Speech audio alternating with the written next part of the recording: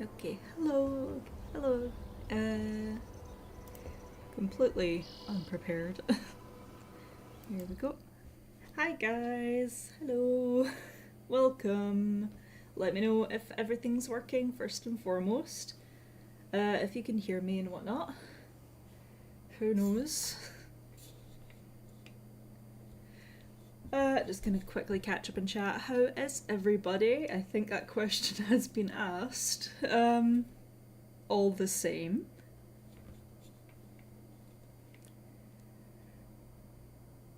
Oh, pasta.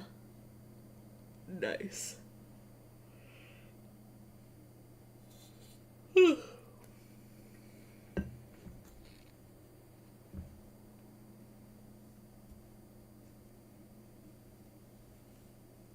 Excellent, everything working. Yeah, does not feel like a week. It feels like another 2 weeks has passed.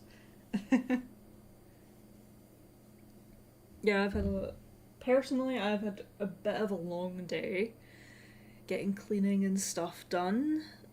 Very nice to actually relax and play a game, especially given I remember entirely what happened last time because I literally named the what's it called, the the broadcast, the way it's spelled out. I called it F for Richard, so I remember exactly what happened last time. uh, Summer break, nice, very cool. I don't know why I'm yawning this much. That'll stop. Yeah, I've got coffee. Sip, sip. Lovely.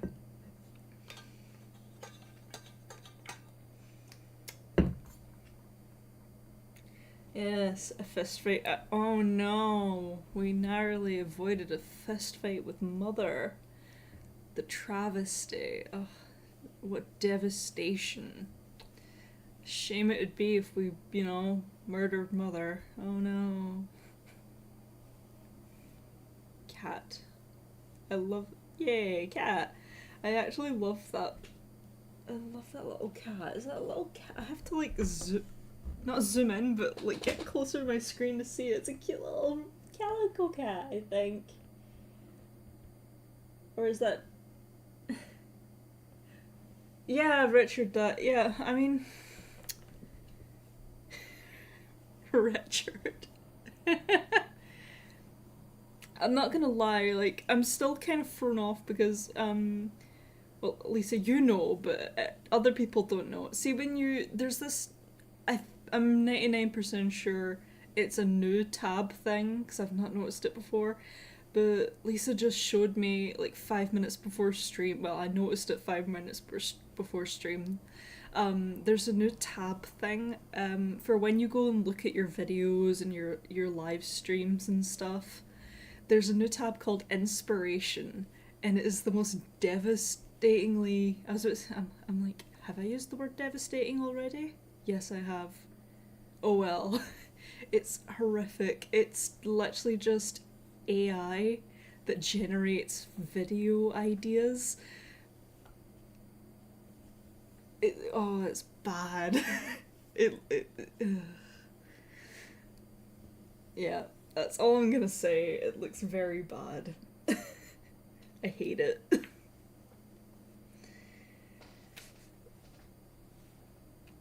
I mean, okay, right.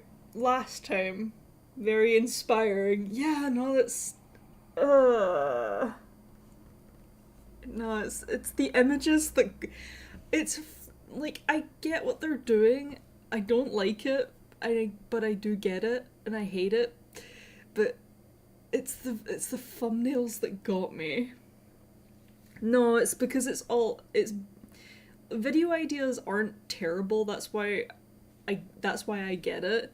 But it's the fact that it's all AI generated. Like, see if you saw what the thumbnails look. They generate thumbnails, and they're everything you think bad AI images look like. But uh, Like the characters don't like look right. Nothing looks right, and it's just.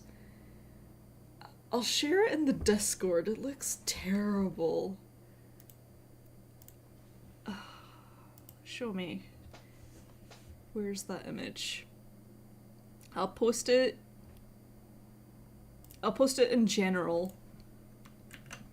It just looks awful.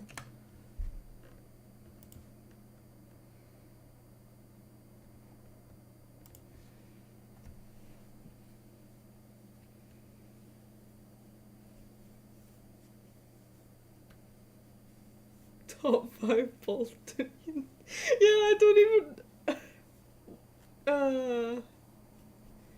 It's awful. It's just awful. That's what's happening to our society. Who knows? Maybe that's the final nail in the coffin. I feel like everything online is just going downhill, except for this. What's the? Oh. As it says Starlight Company, but that's not the expression, is it? Sterling Company? Something like that. You guys are great. There we go. Oh yeah, please share that. Your one too. Yeah, there it is. 10 out of 10. Top 5 what? Wait, not top 5, but N companions. I don't even know what's the N.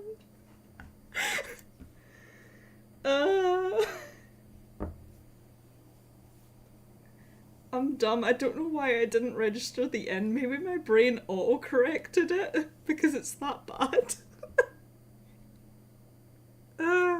No.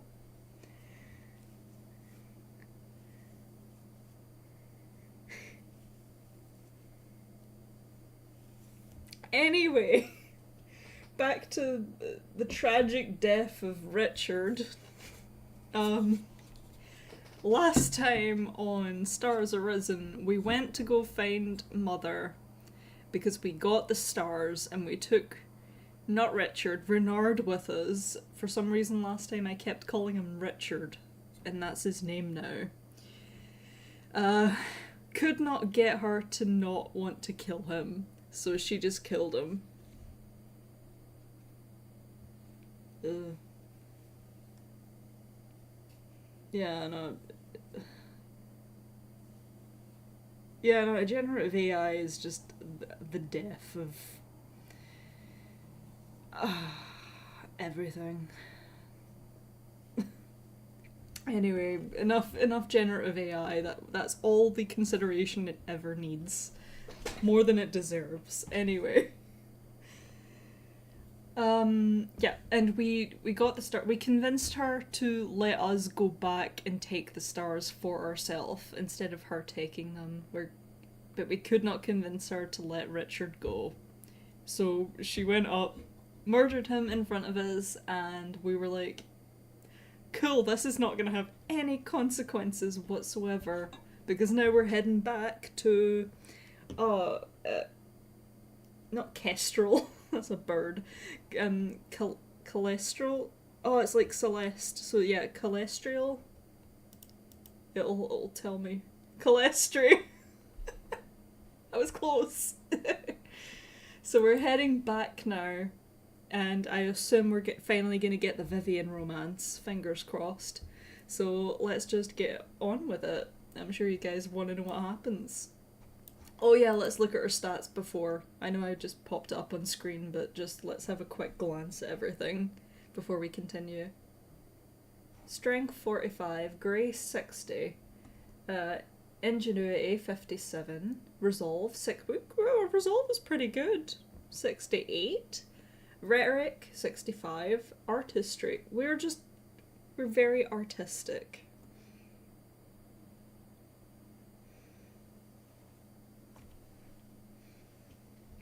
We're not very vengeful. I think that's a good thing. I'm sure that'll work out well for us. more stoic than... Oh, interesting. We're more stoic than lively. Cautious. We're modern. Of course we are. And we're modest. Interesting. We're not proud, we're modest. Yeah, it makes sense, actually. We have 3 remnant star slithers remaining. It says we have 3 remnant stars, slithers remaining on our little necklace thing, but we also just have the stars coming with us now. I'm pretty sure. So we can probably bring Vivian back to life, actually. Yeah, that's... You know what? That's probably what's going to get addressed this chapter. That, and we're probably going to have to tell a child and husband that, you know, someone's not coming back. Family Secrets 84. Sold the City 50. We're doing good. We're not a tyrant! Yay! Our mother does love us. The triumphant return is not happening for Mother, I assume. Naturalists, harnessers. Yeah, the naturalists, I assume, are the ones that want to get rid of the stars, I think. I don't know. We killed Richard. I don't know how that's going to work out for them. The Grim Reminders. Well, yeah, okay. Sublime Guard 52. Stability. Heirs of Safety, Children of Free... I don't know what that means. I actually have not heard about the Heirs of Safety in a long time, so oof. I'm sure that'll be fine. Sorceress, understandably, we were not happy about her killing Richard, so... Yep, 48%. Vivian loves us. Harper... He's good with us. Baz, of course, Daddy loves us. We're Daddy's girl, of course. Em is gonna like us a whole lot less soon.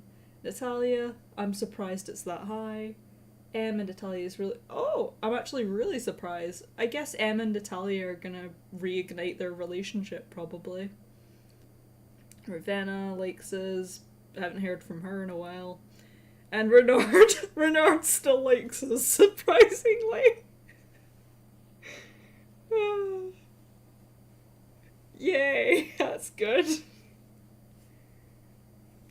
By this point, I don't think we can get anything to 100%. I think we would have had, like...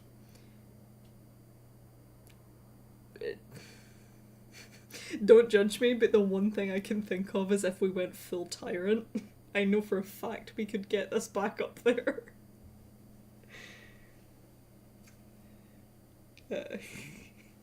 I don't remember, but I suspect we might be able to choose between bringing back only one person, either Bernard or Vivian, and we already know what we're gonna pick. Okay, Vivian, we need our boyfriend. Okay, having our trivial boyfriend back is more important than bringing back a husband and father.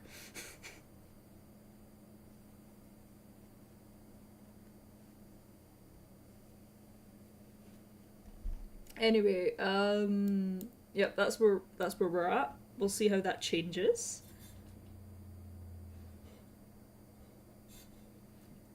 Taking a quick sip before we begin, because I know there's going to be some amount of reading.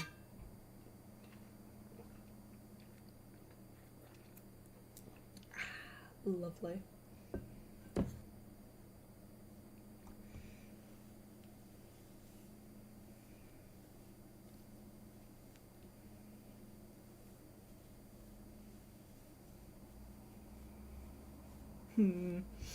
Okay. Anyway, on to chapter 9.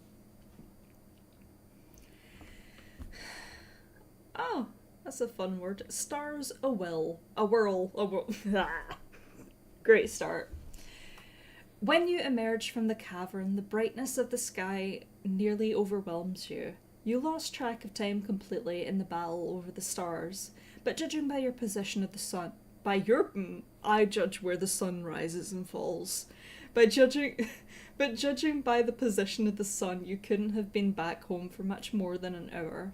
The remnant stars from as the sunlight hits you, and a warmth bursts from your head down to your toes. Your cart is still where you left it, just outside the mouth of the cave. You grab hold and start pulling it down the mountain path. Someday you might be able... You okay? Yeah? Kitty just had a little bit of a sneeze. You okay? Anyway, someday you might be able to fly all the way to Calestri with the remnant stars at your back, but you're not going to risk that on your first day really wielding them. And you can't travel with them out in the open any more than you did before. Oh yeah, we have to do it all by ourselves. Thanks, Mom. We don't have... Well, to be fair, he was kind of useless, wasn't he? You will not be missed, Richard. You're going to need to find some overgrown spot in the servants' garden to hide the stars while you stop and roll to hire a horse. Didn't we have a horse that we need to take back? Do they not want their horse back?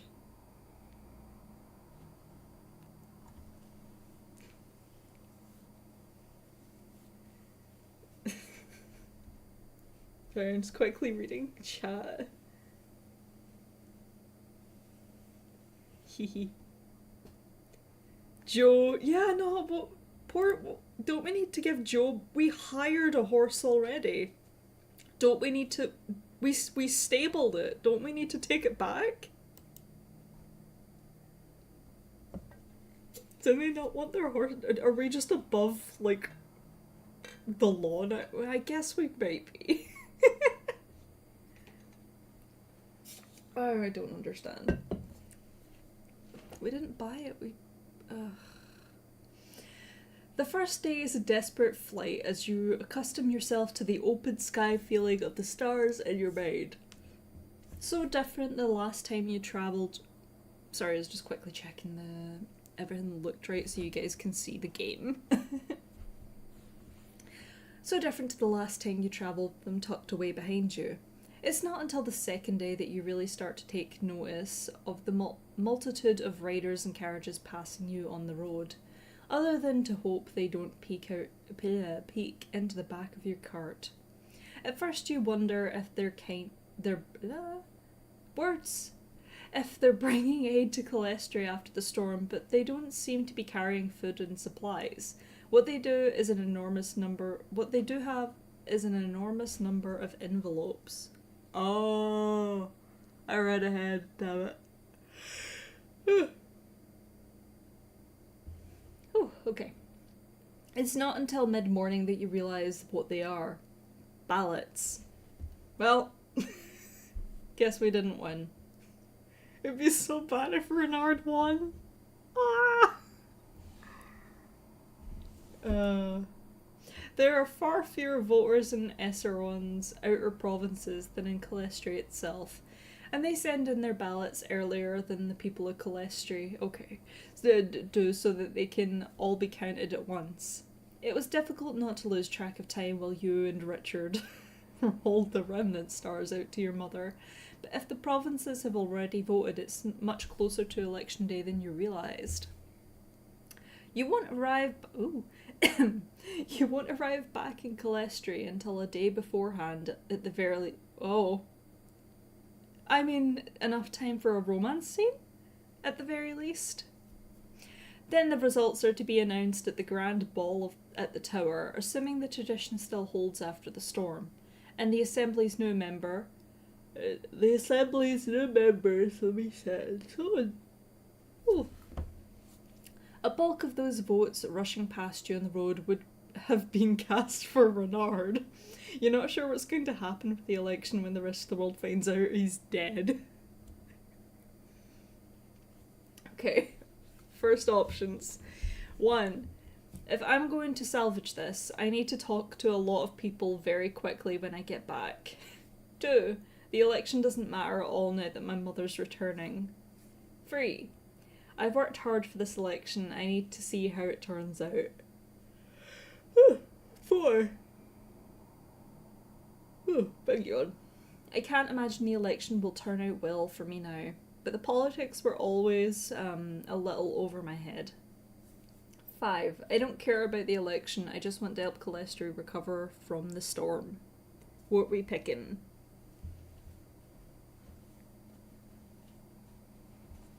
There are 2 vacancies in the assembly now. Woo!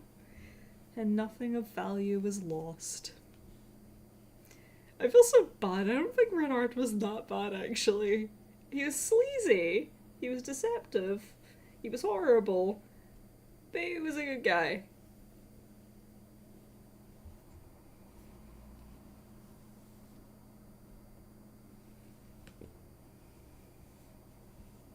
What's up, kitty? What are you doing? I'll let you guys pick, and I will see what the cat is doing real quick. What's up, baby? You want out? Yeah? Do you want it? Oh, yeah? You want treats? Here. Drugs? Yeah. Yum, yum, yum, yum, yum, yum, yum. Don't get a fourth floor cat. Yeah. Good crunch. Yeah. Good boy. Just don't pee on me, okay? That'd be bad. Do you want out? There you go. Bye bye, baby.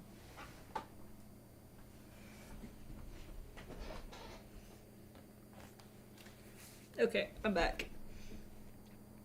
And just to clarify, in case you heard me saying the word drugs, it's catnip treats. Yeah. I don't know why I call them drugs. Like, catnip is basically a cat drug, so... Yeah. I'm not giving my cat drugs, I swear. Right, okay. 4 or 5 free or 5, 4 or 5. I think 5 is winning it.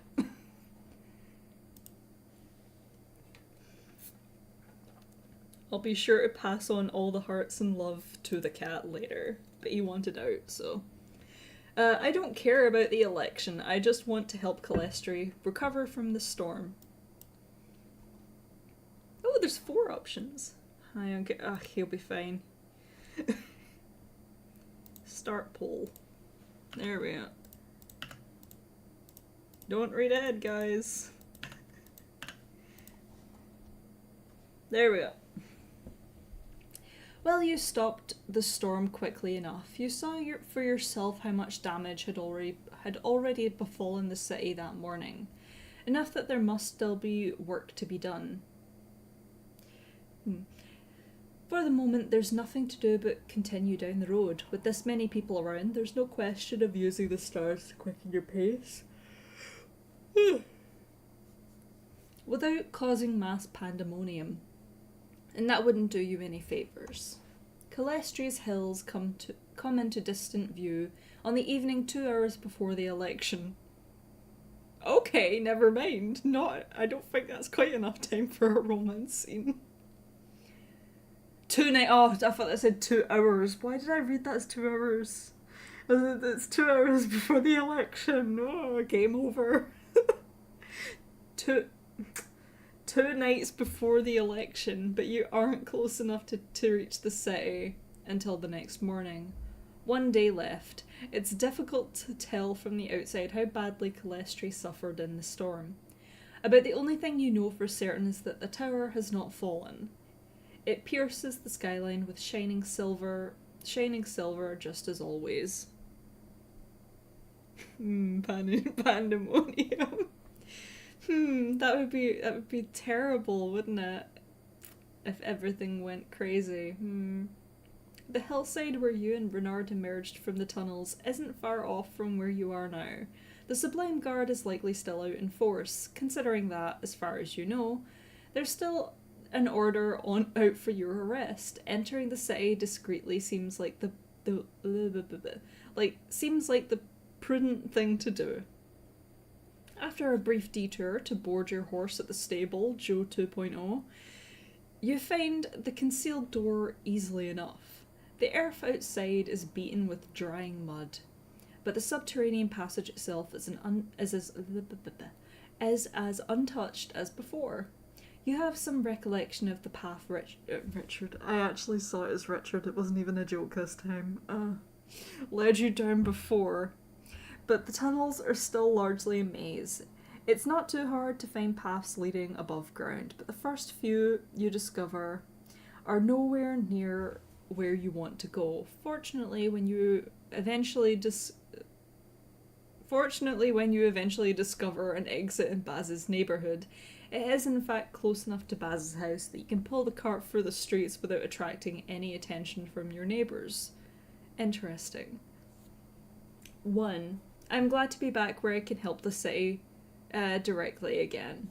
2. I'm afraid to see what's become of Calestri in my absence. I'd be devastated to realise that the city was fine without you.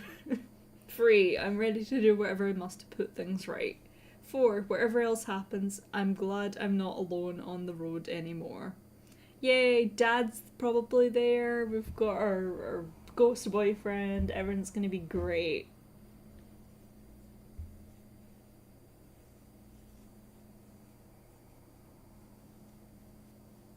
You pull window on top of it. I think it's stuck there, unfortunately. I'll see if I can. Nah, all I can do is end the poll and I can't move it anywhere. Oh, I've done stuff. I've highlighted everything on the page. No, go away. Okay. Everything highlighted when I was like, maybe I could just drag it. Maybe that works. No. Anyway, it looks like number 4 has won at 75%. Okay. Whatever else happens, I'm glad I'm not alone on the road anymore. Yeah, I saw Vivian Grimaldi. Yay. Okay, right. The path up from the tunnels leads you through back roads, and it's not until you're coming up from behind Baz's house that you remember. What happened to the street out front? You need to find a better hiding place for the stars at once. But you can't help heading out to take stock first. Poking your head into the street, you discover that a crew is at work, apparently filling in the black chasm of glass to make the streets usable again. There are other obvious construction efforts in process on the houses on the houses up and down the street, though none of them look too badly off. Baz's house itself is untouched. Yay! Whether that's a matter of chance or if the sorceress warded it from harm, like she obviously did the tunnels and the tower, you couldn't say. You retreat back toward the house's side yard to discover, staring in suspicion between you and your cart, Vivian Grimaldi. Where the fuck have you been? So, you're back, he says, with obvious relief. Yay! With obvious relief in his flat... Wait, obvious relief beneath his flat effect. Are those what I think they are in there? Okay. 1. I'm sorry I disappeared, I didn't mean to. 2. I give him a relieved hug. 3. How have things been while I was gone? 4. You could sound more excited to see me. Okay. 5. Yes, they are. Jealous? 2. Okay. Of course. Give him a big hug. Oh, Vivian says as you pull him into your arms. Alright then. There's a faint chill to his skin. He feels substantial enough, yet I didn't even consider we may actually just pass through him. Yet somehow distinctly different from a living person. It's not unpleasant. Figured something had happened where you probably couldn't send word. It's, good you made it back. He's such a romantic. Vivian's eyes keep drifting toward the cart. They're in there, he says again. That means you could... Aww. Yeah. No, of course, sweetie. He glances briefly but significantly down at himself. He looks perfectly solid right now, but his meaning is clear nonetheless.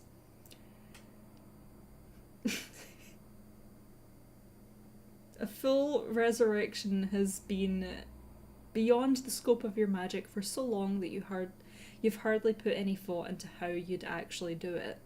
It's related to the process of raising a ghost, but not entirely the same, and your mother never had the means nor the reason to have you practice it. It's different than my slithers, you tell him. I'm still learning how to use them. Hopefully it won't take long to figure out, but it's difficult to imagine when you'll have the time to sit down and sort through magical theory. Immediately, Vivian winces. Right, well, don't do it if you don't know how to do it. The last thing I want is you messing up my body or trapping me in the sky or something.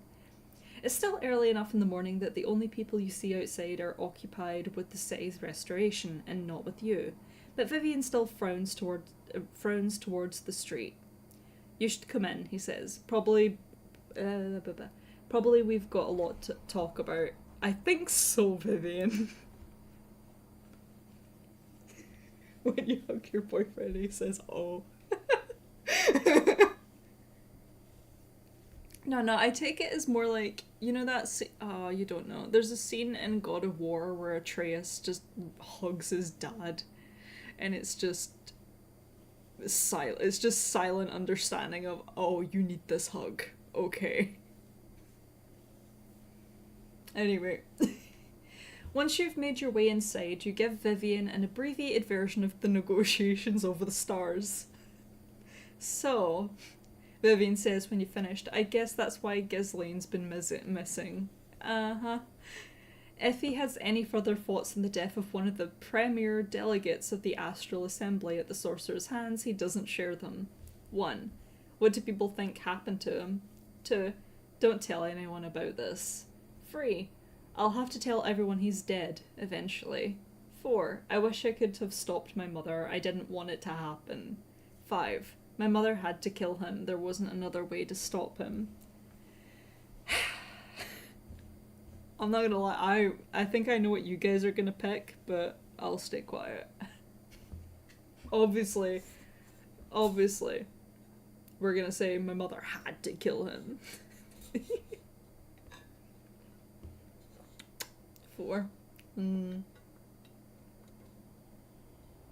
Yeah, no, I knew you guys were gonna pick that, of course. To be fair, that's what I would pick. I feel so bad about it. I'm disguising it with jokes about Richard. I wish I could have stopped my mother. I didn't want it to happen. Your mother's a bitch anyway. In my experience, Vivian says tightly, there's nothing to be done once you want someone dead. I mean, fair. He glances out the window toward the street. The election ends tomorrow, doesn't it? And there's that ball at the tower. Do you want to come to the ball with me, Vivian? The Sublime Guard's still after you, so I hear, but I'm sure that won't keep you away. Going to be an interesting time when Ghislaine doesn't show up. Yikes. Vivian seems to have been keeping himself reasonably well informed, so it sounds like the electoral ball is still on. Any dramatic pronouncements you have to make are probably better suited for then. That's when you'll have the largest possible audience to tell everyone that Ghislaine is dead. Yes! Something else occurs to you, something that very, very nearly slipped your mind in everything that happened afterward. You look back at Vivian. You haven't heard anything about Baz, have you? Baz being out in the city, I mean. Vivian gives you a suspicious stare. Why suspicious? That fades quickly to exasperation. No, you know what? He is technically still a criminal. He's probably on the run. No, I haven't, because he's in a No!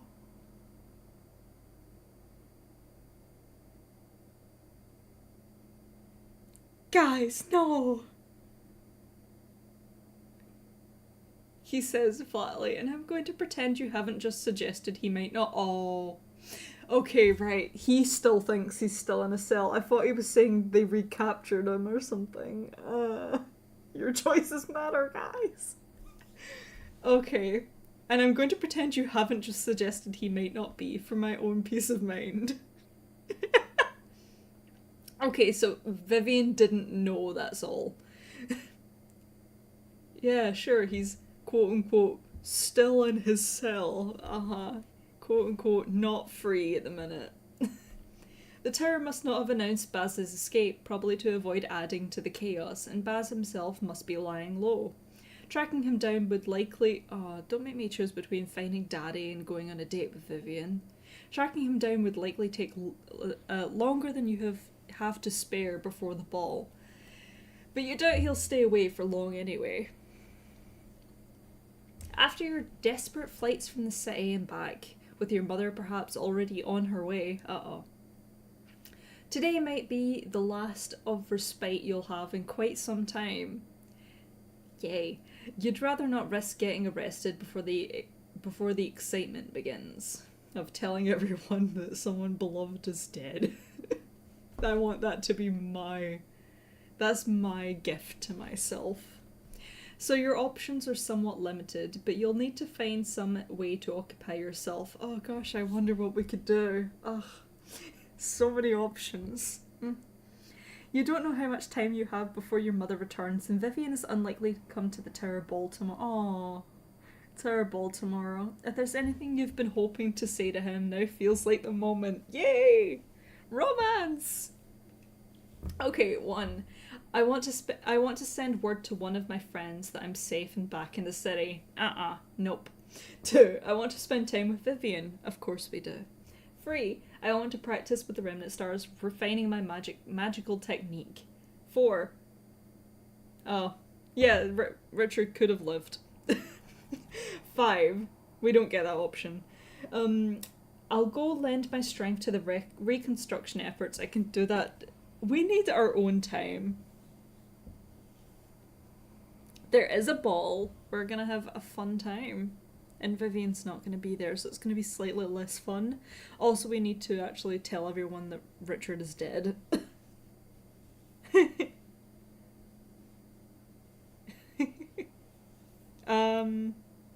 Wait. Oh, I see, right, you guys picked it. The chat has just moved up. Okay, I'm done. I want to spend time with Vivian. I think we need some me time. Vivian is floating a little. Sorry, I'm smiling because I'm excited. This is what I'm like whenever I see Elgranan on screen. Just hee. Hand flappies and everything, like hee. I love romance in video games. Vivian is floating a little restlessly by the fireplace, watching you out the corner of his eye. After a moment he comes closer, his expression slightly hesitant. You're going to be in a position to bring me back soon, aren't you? He says. Once you've had time to practice. He pauses, then adds, I know you said the sorceress didn't intend to do it, but you're not her. It's looking that way. Oh my god, my voice. Okay, quick trick. Don't read ahead, guys, please. Because I know you're tempted. Don't do it. It's looking that way, you tell him. Vivian frowns. And now's the time where I start sounding like a chain smoker. Vivian frowns. He stops floating, his feet falling to the ground. I want to do it. I don't want to stay like this, but I don't know what I'm going to do. When I'm a person again. Feels like I'm running out of excuses not to figure that out. Oh my goodness, give me a moment. What am I doing with coffee? I have literal water. That'd be so much better. Yes, hydrate, indeed.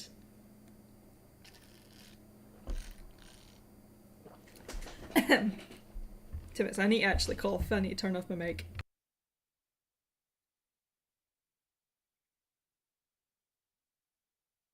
Okay, I think I'm better. Oh, that feels way better. Okay, all good.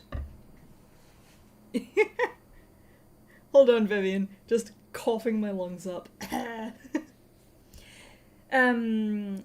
Feels like I'm running out of excuses not to figure that out. He shakes his hair. Oh, Uh, shakes his hair. Okay, anyway, he shakes his hair away from his face. I've never heard that expression before. Okay. Not expression. Whatever. I mean, I'll probably need food again. Can't exactly just keep sitting around here then. Oh, you can stay with me forever. Anyway. 1. You could go stay with the Grim Reminders. 2. You could be a thief again, couldn't you? I'm sure people still need things stolen. 3. Was there anything you wanted to be if you hadn't been a thief back when you were alive? 4. There's no rush to figure it out. You can stay here as long as you need to. 5. You're making a lot of assumptions. Who's to say I'll even be alive to bring you back at the end of this? What? I think we need to pick 5.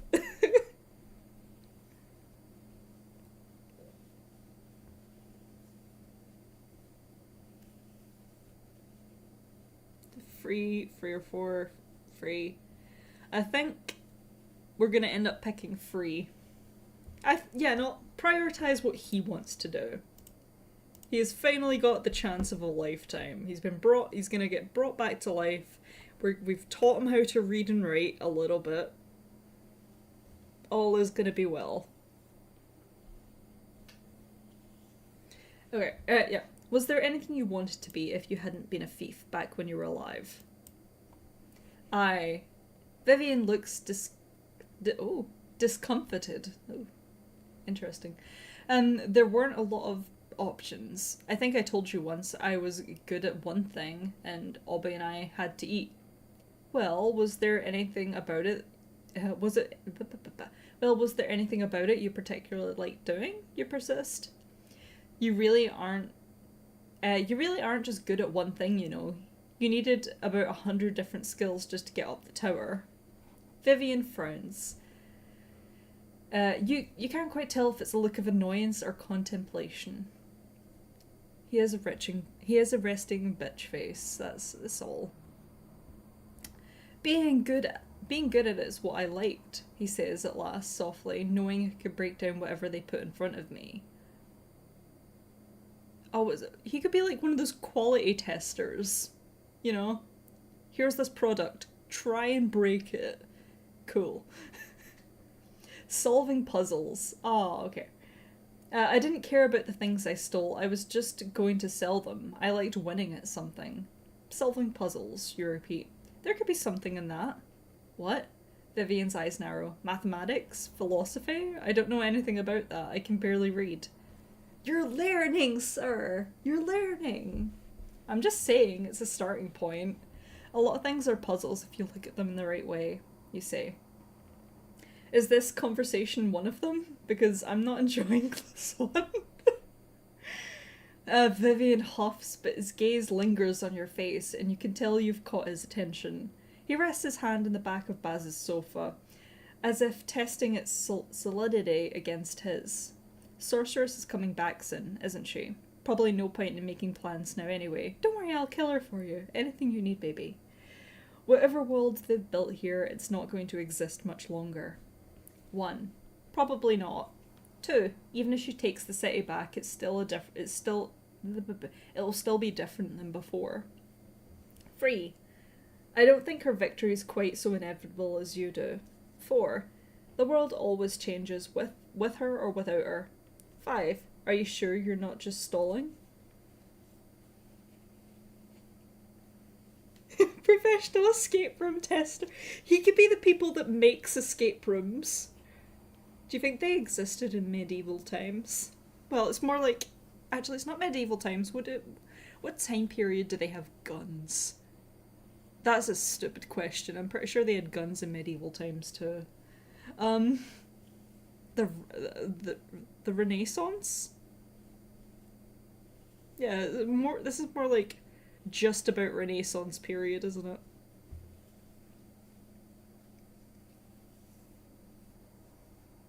For free, okay. 1, 2, 3, 4, 5.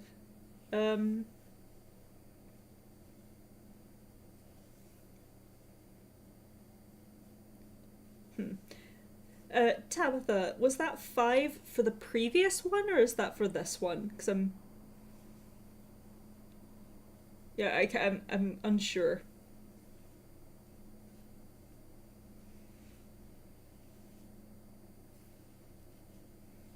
Also, I believe I need to get my dice and things. There you are. Nothing broke, I swear.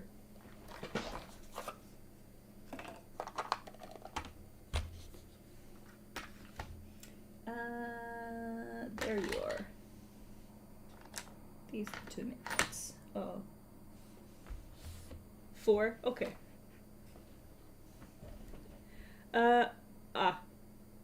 4, okay. No dice required. Number 4. That's number 4.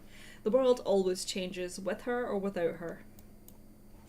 Yeah, they're gonna have nuclear bombs next, Vivian. You're gonna need me then, definitely.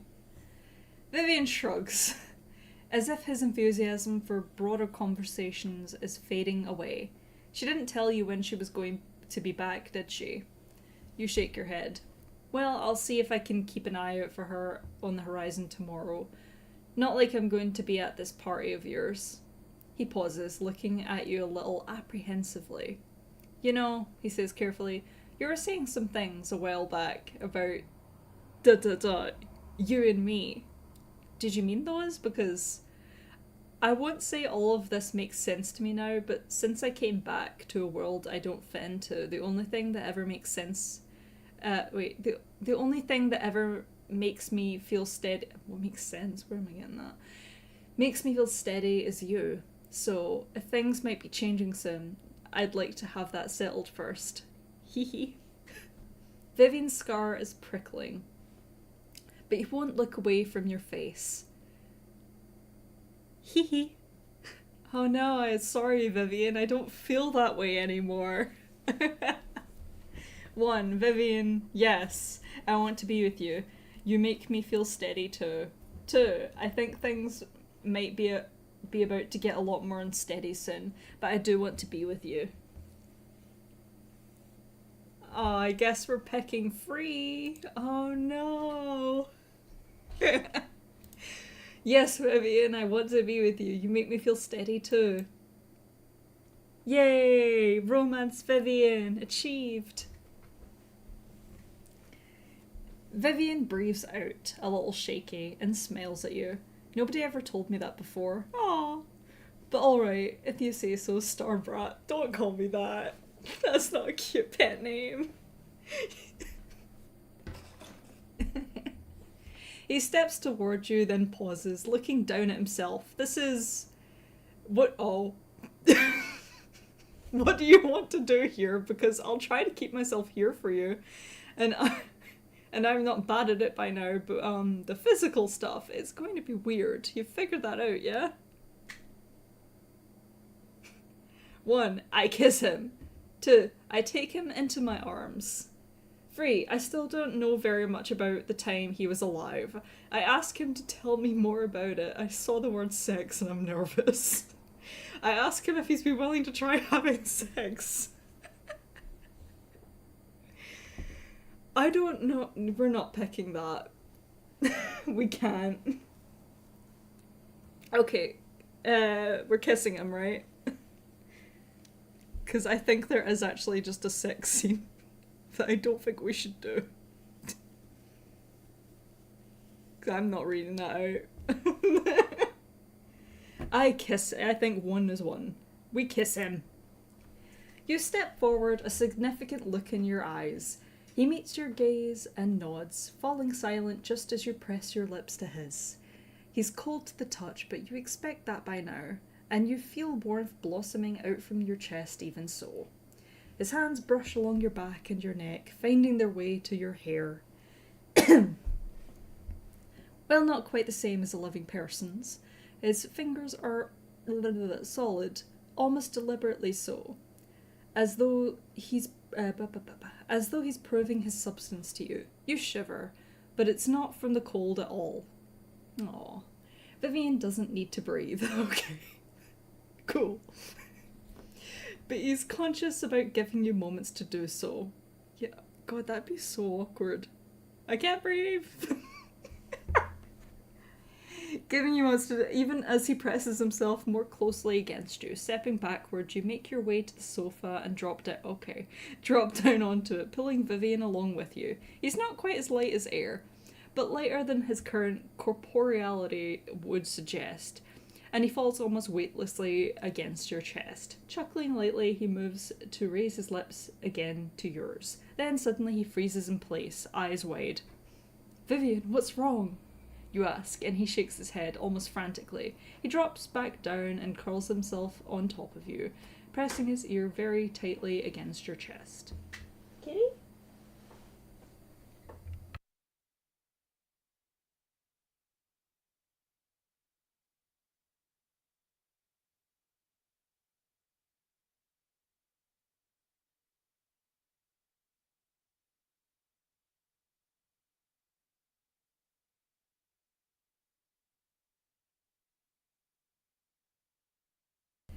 Anyway.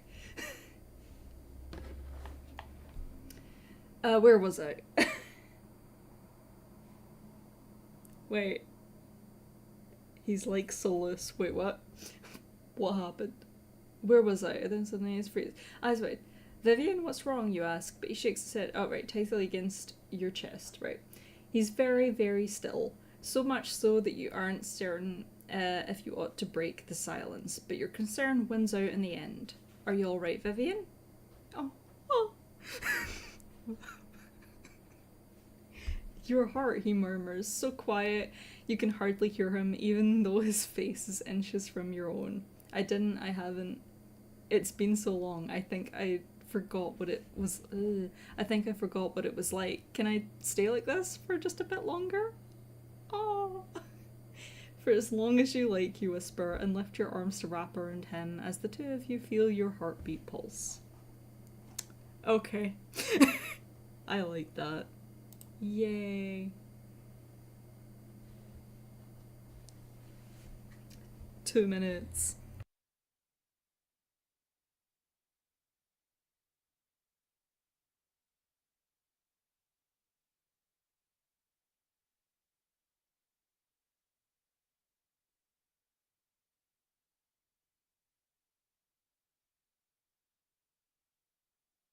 There we go.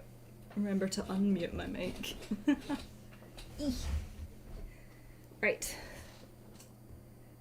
Yeah, no, okay. Fun fact, if you do pick the sex option, Vivian is asexual.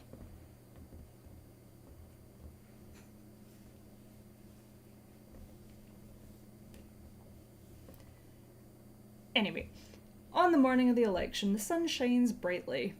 By the calendar, you're firmly entrenched in winter now, though the chill today is mild and you can't imagine the changing seasons are anyone's first meteorological. Oh my goodness. It gets worse the more I try. Meteorological, got it, concern. The end of the year is fast approaching. For all that the fall of the Gravedigger's star has consumed the city since you arrived, it startles you to realise how close it really is. Less than 2 weeks away. The newly elected assembly will have to start putting its plans into motion very soon, whether they stick to the idea of burying the stars or agree on something else. You descend the stairs to discover an envelope shoved beneath the front door. You half expect an order to present itself at the tower to face the city's justice, but instead of discovering a ballot, an explanation that Calestri is delivering these to citizens directly in the wake of the damage to several polling places during the storm, and instructions for isn't that just schools and things where you do like elections. Oh, guess Vivian's not gonna learn how to read. Thanks, Mom. Wait, thanks, Richard. It was Richard. Well, yeah, no. Thanks, Richard.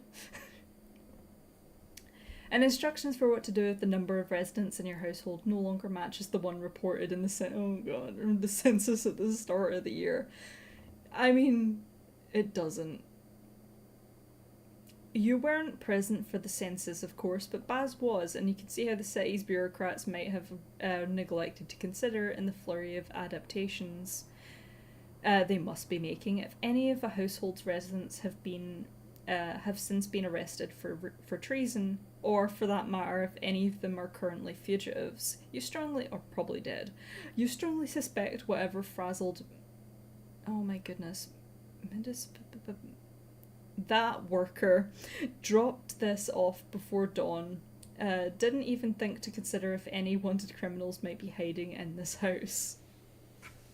At any rate, ballots in Calestri are anonymous. Anonymous. So you should be able to cast your vote and deliver it to the ballot box, evidently waiting at the more intact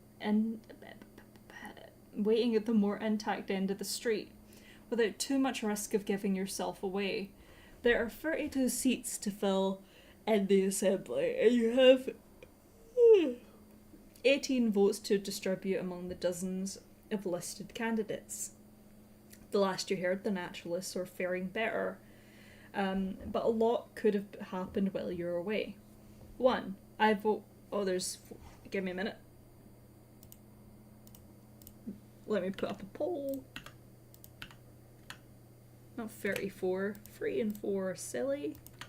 There we go. Have fun with that.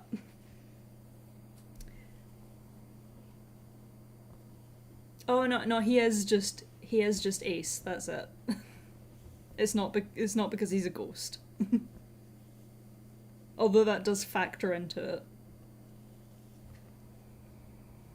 Well, the scene. I mean, it factors into the scene, but yeah. Anyway. 1. I vote for the people I've heard mentioned the most among the current delegates. It seems safest. 2. I vote mostly at random, picking the most interesting names. Oh god. 3.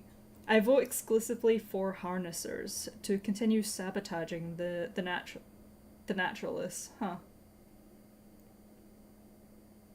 Wait, harnessers are... I'll look it up quickly. I don't remember which is which. 4. I'm not going to vote. The assembly's not going to last that much longer anyway. Let me quickly look up what a naturalist is. No. Show me where...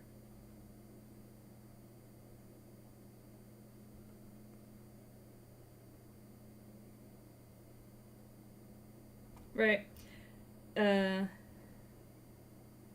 Thanks. That helped. Found it. That helps. Harnessers, I think, are the ones that want to use the stars, so I would assume the naturalists are the ones that don't. Okay. Oh, bye, Keiko. Have a good rest of your day/evening. I don't know what time it is for you.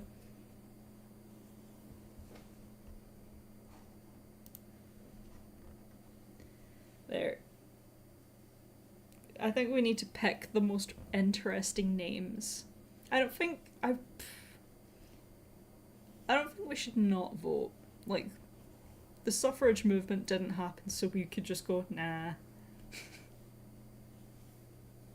Did the suffrage movement happen in this universe?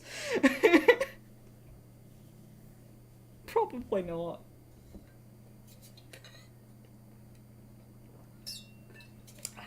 Sip, sip. Okay. Thank you, Morbake. Anyway. Number 1 seems to be winning. Okay. I vote for the people I've heard. I don't think that's a Morbake, I think that's a lawnmower. 8 o'clock at night?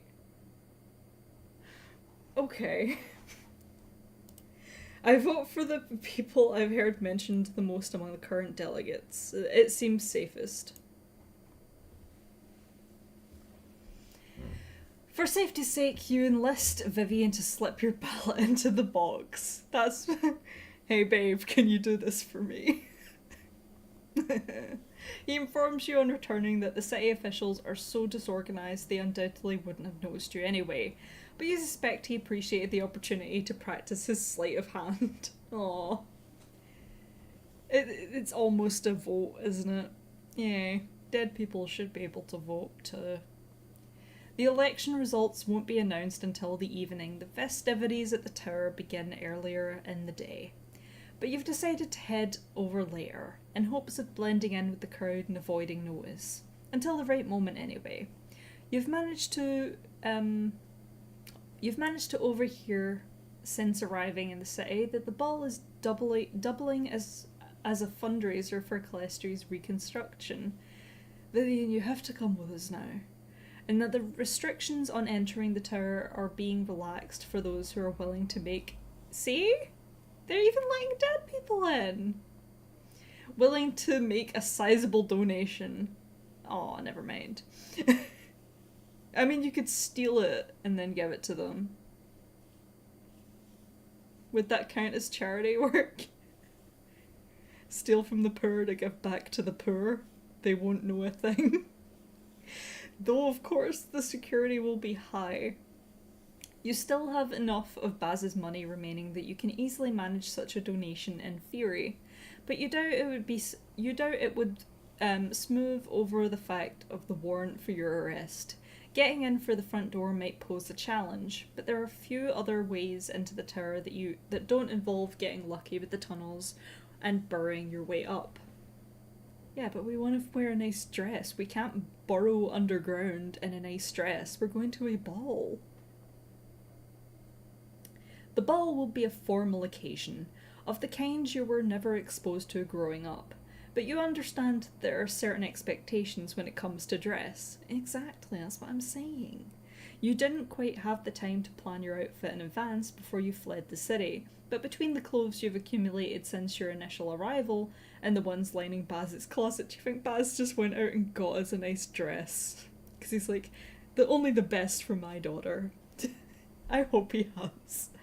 Several of which you never saw him wear, including a dress. I mean, whatever. And cannot imagine him wearing outside of some inscrutable scheme. You think you'll be able to manage well enough. 1. I wear a sparkly deep blue gown with an obvious resemblance to a starry sky. A daring choice in these circumstances. 2. I wear one of the neatly trimmed jackets that are in fashion in Calestria at the moment. 3. I wear a dark coat, tasteful but unornamented. I don't want to stand out. 4. I wear an elegantly draped robe, probably one of the most expensive pieces in the house. It's just a carpet. 5. I wear my ordinary clothes. I have no taste for finery. I'm also tempted with 1. We're not God. I'm not saying we're God, but we're basically God.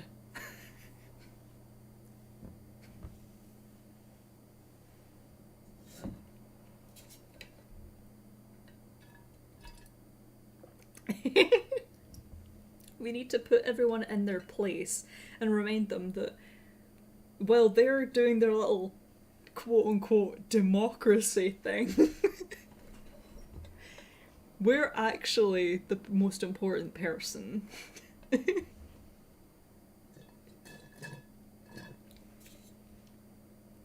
Who else do we want to get killed? That's the question. By wearing a dress.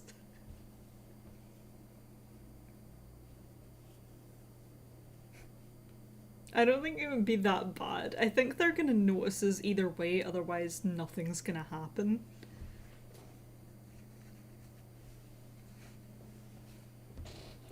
And do you really think they're gonna arrest someone in a sparkly deep blue gown that obviously resembles a starry sky? That wouldn't look good for them, especially at a charity event. Oh, you wanna say? Oh, okay. It's up to you guys, ultimately. Do want to make it. I mean, you know what I would pick. We would be ruling Calestria at this point if it was up to me. But no, we have to be pacifists. They need to be bowing before their rightful ruler. Okay. You know, I'm gonna stay quiet. You guys pick. For real, you guys pick. I'm not gonna influence the decision.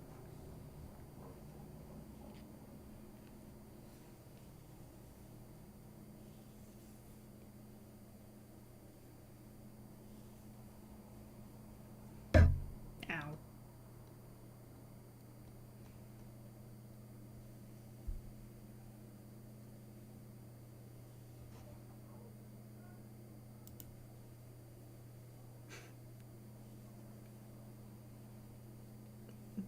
One. Any other thoughts? Are we really gonna go for one? Okay, let's go for one. Let's go for one. I wear a sparkling deep blue gown that is an obvious statement. Yes. Queen, I want Vivian to say you look beautiful on his way out, on our way out. Oh god, I saw it. Okay. The stars are a mix of gemstones and silver thread dotted against the violet blue fabric. Oh, that's gorgeous. That's what my rook would have wore. If there was like a Halam Sharal type quest in Veilguard, that's exactly what my rook would have wore. On skirts wide and flowing to show off in all their glory. When you dress and come downstairs in the late afternoon, Vivian looks you over. Oh, you look okay. You look alright. What's the occasion? Sure you don't want to drape any star slithers over your shoulders as well? He asks, rolling his eyes. Okay. He pauses, blinks, and adds, I mean, it looks good, it just seems flashy. Okay. Thanks, Vivian. You know how to compliment a lady. You can't help glancing toward the storage room where you're keeping the stars. It's hard not to feel uneasy about leaving them, but there are two. Is Baz gonna steal them? I hope so. If I trust anyone with the stars, it's Baz. But they're far too large to be carried subtly to the party. Besides, if anyone knew where they were, you're sure they'd have broken down your door by now. And Baz's house is close enough to the tower that it won't take long to retrieve them if the situation calls for it. I'll keep an eye on them, Vivian says, following your gaze. Don't worry about it, star brat. He said lovingly.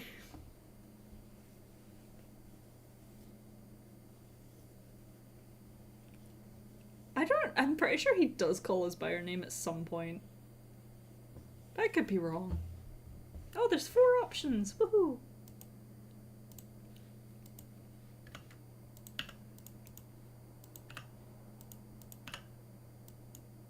There we go. Okay. Concealing yourself under a hooded cloak for the meantime, you start climbing the hill toward the tower against the darkening sky. The rift of glass outside your door seems to be about the worst damage this area saw in the storm. The buildings along the path to the tower are... Oh, okay. Are bruised but still standing. You even saw new patches in roofs and walls along the way where the reconstruction requirements seem to have been minimal enough to be completed already. The Sublime Plaza, when you reach it, is still a oh my goodness, I should know how to say this. Tableau of opposites, though in a slightly different way than when you saw it last. One side of the plaza is now a mass of watery silt, with fragments of wood and stone mixed it.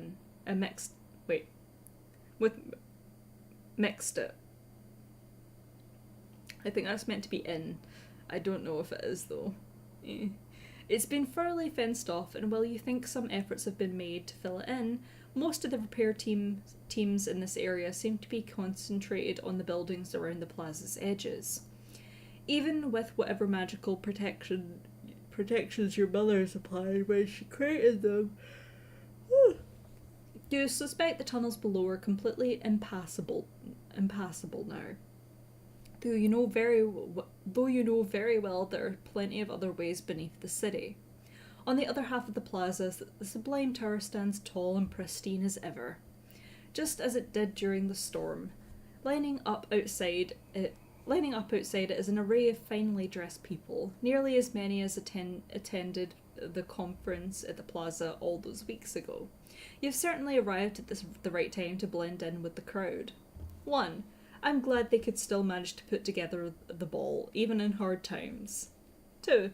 They ought to have cancelled the ball in these times. Wait,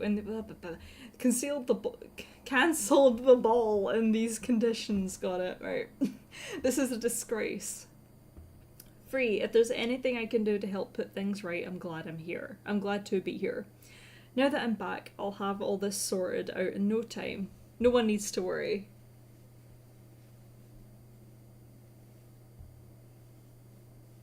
Okay. Okay. Deciding vote, it's okay. Time for the dice. Come here, dice. Come here, dice. There it is. Okay.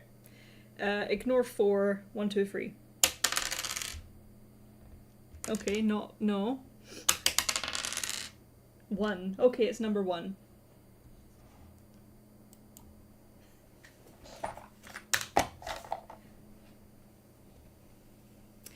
So far as you can tell, the Sublime Guard is moving the crowd along fairly rapidly. They don't seem to be scrutinising guests too intently at the door, particularly not if they're providing sizable donations.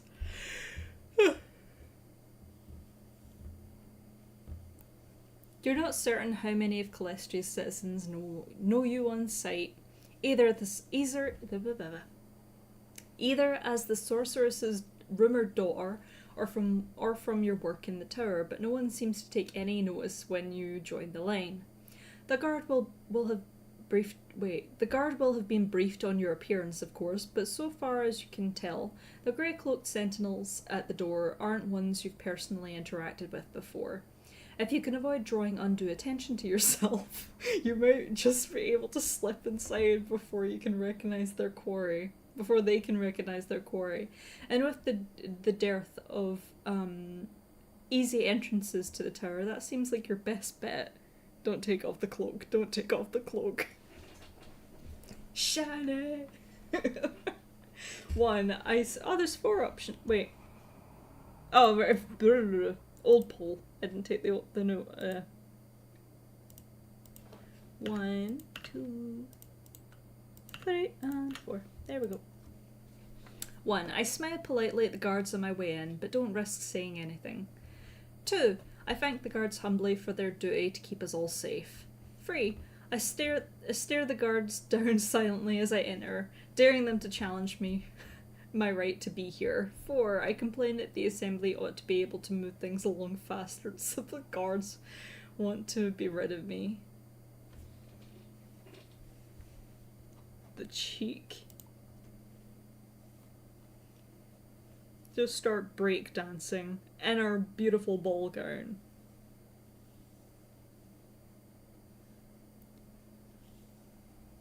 Okay, 1. I smile politely at the guards in my hair. That's a sentence, that's it. I smile politely at the guards on my way in, but don't risk saying anything. Many of your fellow attendees are making conversation as the line moves forward, but you stay silent, focusing on observing your surroundings and blending into the background. Pardon me? At the front of the line, there's a bin to collect the reconstruction funds and 1 guard on either side of the door. Looking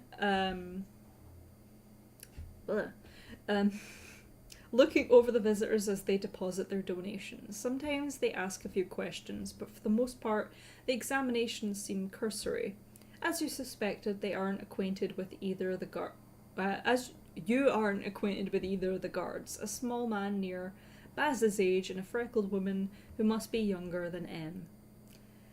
When you reach the entrance at last, you drop the coins you brought along into the bin. Here's £5. There you go. Actually, that's not a terrible donation. We're dressed in finery, but here's a penny. Here's a couple of pennies. Smell at each of the guards in turn and stride briskly toward the door. The guards part to admit you without so much as a word. You doubt you're off the hook completely, but for the moment at least it seems things are really as simple as that.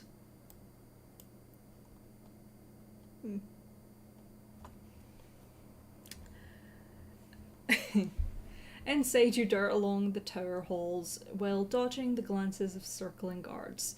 It's not at all difficult to find your way to the ballroom, the massive chamber on the third floor where everyone appears to be congregating. In fact, aside from the narrow hallway along the outer edge, the ballroom proves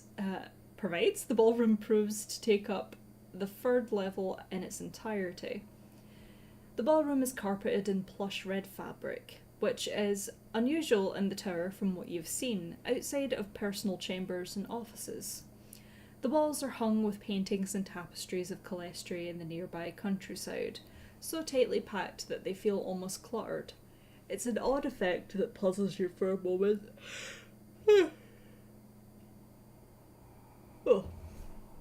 Until you realise its aim, to block out the omnipresent glow of the walls, to make the room feel free of the influence of the stars. Indeed, there are lamps and chandeliers throughout the room to light it,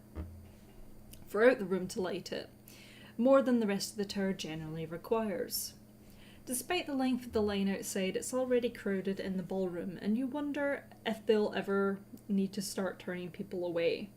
For the most part, attendees are gathered in small clusters or seated at the little tables near the larger buffet. It's too early for there to be any news about the election, and the dancing seems to have only just started. Vivian should be here. While there are musicians present, they're playing only faintly. Members of the Sublime Guard are stationed up and down the room, slouching impatiently. There's an uneasiness in the air, though you can tell that at least some of the guests are trying to enjoy themselves. The buzz of conversation is surprisingly muted, given how packed the room is. Yeah, big yawn. I'm okay. Things are only going to get more complicated here as the day progresses. This is likely the calmest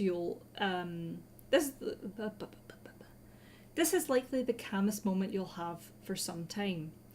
If there's anyone you've been meaning to talk to, anything you'd regret not saying to anyone here, you'll want to act now. Aside from Vivian, practically everyone you know is undoubtedly here. Except for M.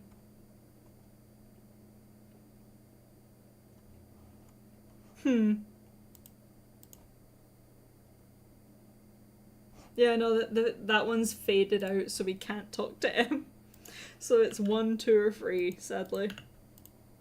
Just give him a heads up before. Your dad's dead. What?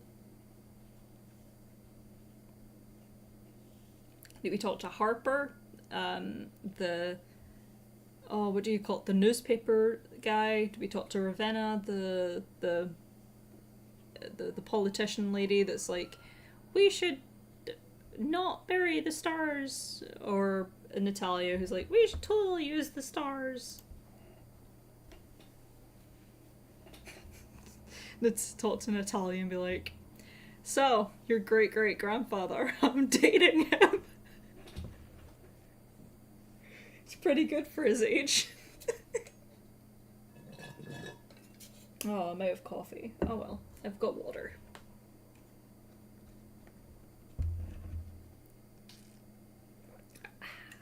Sip, sip, sip. I think number 1 is winning it. We talked to Harper. Oh god, who likes is the best? Harper, Ravenna, or Natalia? Let's see. Oh, where's my mouse? There's my mouse.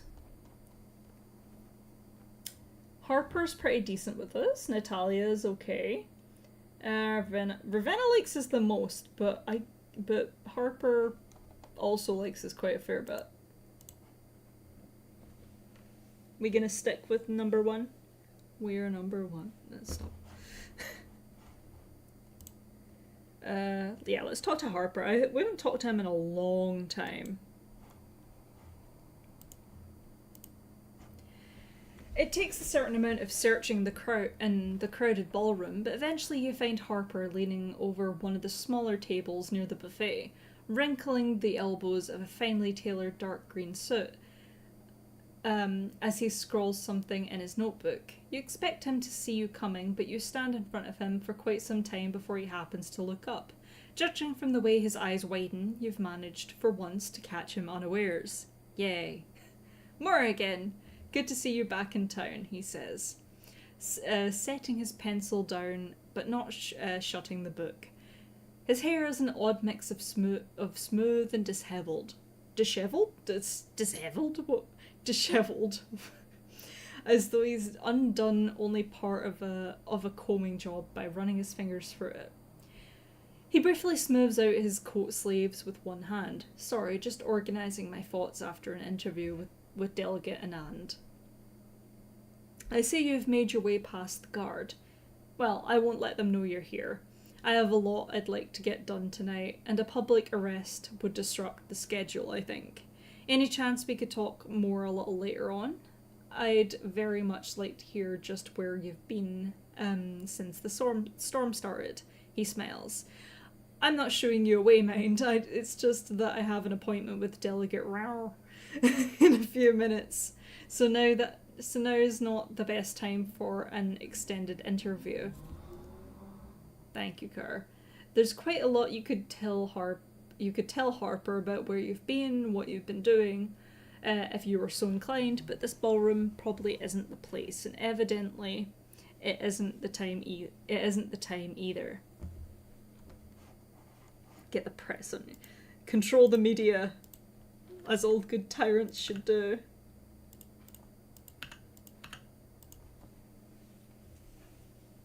One. Yes, I would very much like to talk later. I think you'll be interested to hear what I have to say. 2. No need for an interview. There's nothing to tell. And I wish you'd stop prying into my business. 3. Have you and your family been well since the storm? 4. Would you like to dance? Damn it. Vivian should be here. I'm actually mad. I'm laughing, but I'm genuinely mad. I want to dance with Vivian.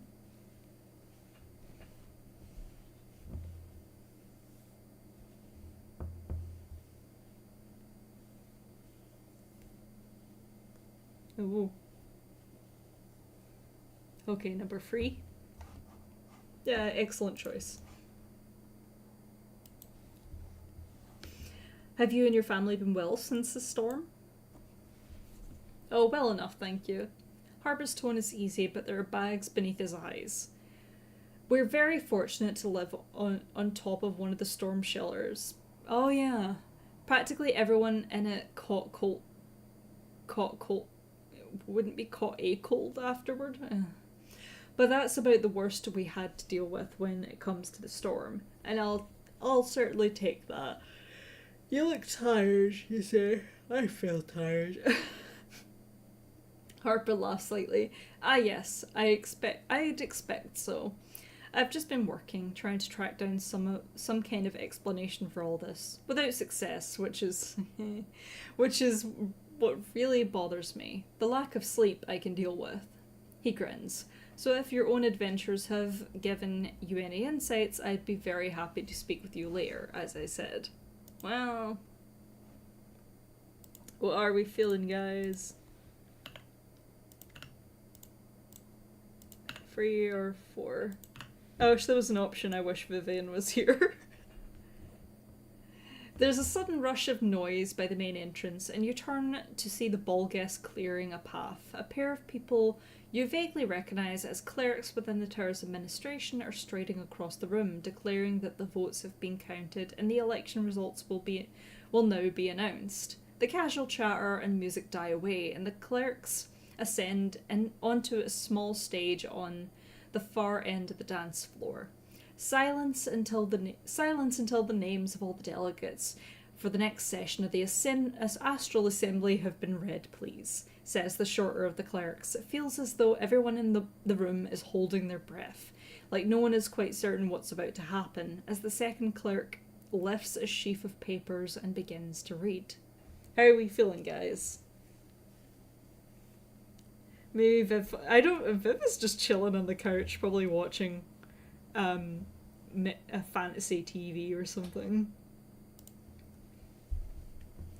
The Real Housewives of Calestri or something.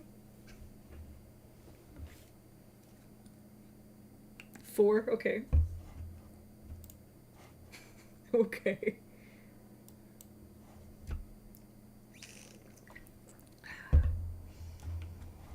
I just want this over with.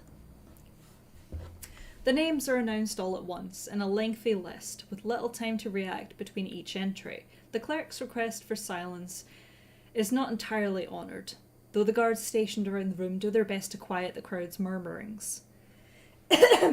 Sorry. The list sounds very familiar, and you quickly realise why. It could almost be a reading of the current delegates. There are a handful of alterations, mostly the replacements for delegates who didn't pursue re-election.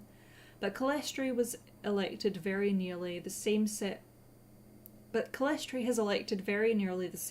people as before. The naturalists are slightly ahead, the harnessers just behind, as they've been since you arrived in the city. Renard Ghislaine and Kieran Anand are both among the returning delegates, unsurprisingly, keeping their seats. Like most of the rest of the naturalists, the cleric does pause after reading out Renard's name. In absentia. In absentia, she adds uncomfortably. If he doesn't return before the end of the year, well, there will be procedures to fill the seat. His disappearance must have hurt his election prospects, but evidently not enough to change the outcome. The muttering around you rises in pitch, but the cleric takes a breath and hurries on. It seems your sabotage efforts didn't bear fruit, damn it. I mean, he's dead anyway, so it doesn't matter. Despite your employer's death, which is a little galling. Ravenna Rauer has been re-elected, as has one of the other leading harnessers, Claudette Das Polly. That's a cool name. Many of their fellows follow. Fellows follow. But with very few new names among them. Finally, the names of all 32 incoming delegates of the Astral Assembly have been read. Dun dun dun. Returning, yes. He's watching the big stone TV tablet. Yes. No, you know what he's doing? He's trolling the sorceress by like catfishing her or something. Sending fake texts. No, he's telling her, I'm dating your daughter, by the way, what do you think of that? Alright, 4. There's 4 options.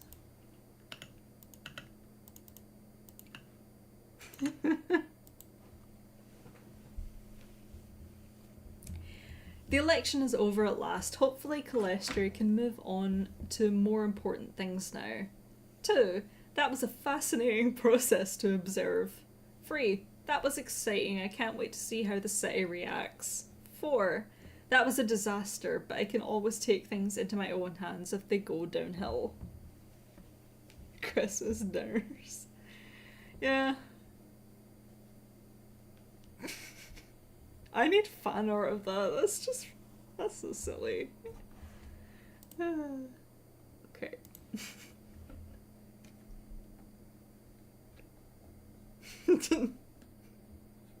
I'm just imagining Vivian saying, "Mother, will you pass the turnips?" or some shit. Oh, it's so stupid.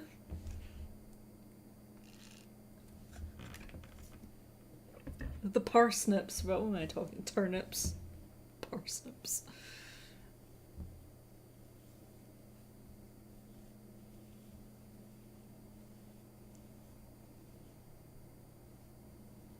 Any more votes? Any more votes? Any more votes? Any more votes?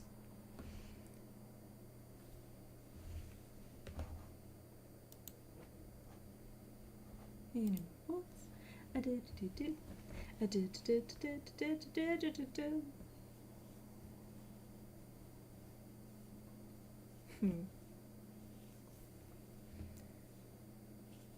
Don't think they would actually have Christmas in this universe. I'm sure they have an equivalent holiday.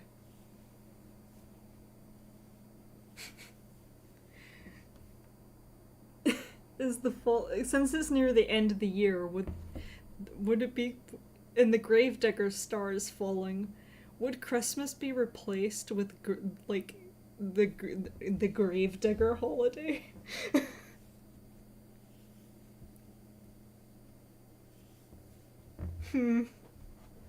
Winter, yeah, you know, yeah, all fantasies typically have like a winter celebration, don't they? Okay. One seems to have won.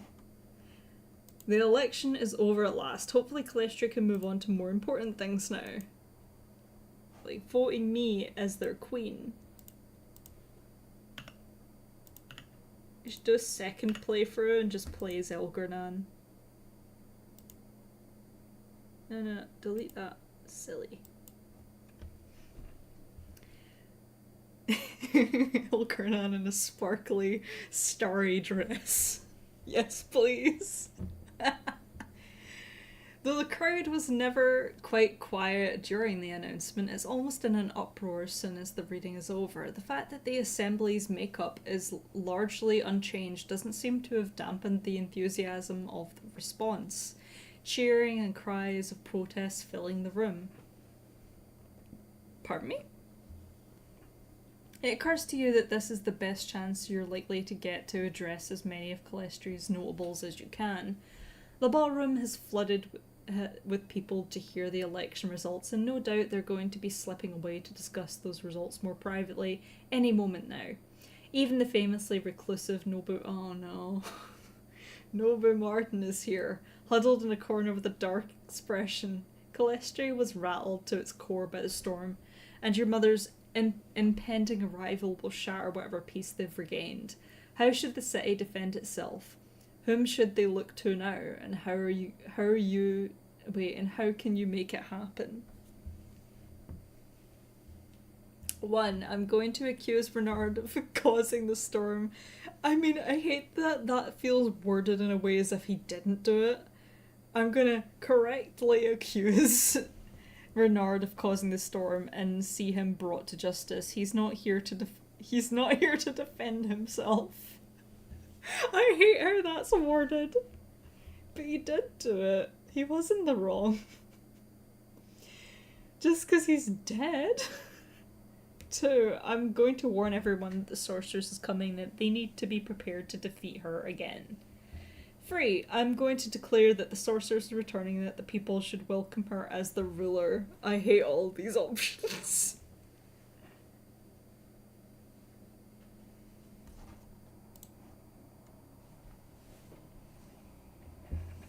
Like, are they actually gonna believe that...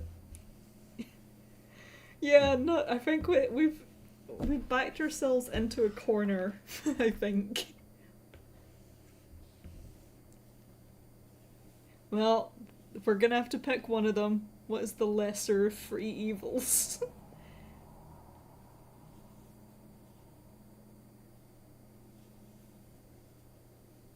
I think I think our best option right now...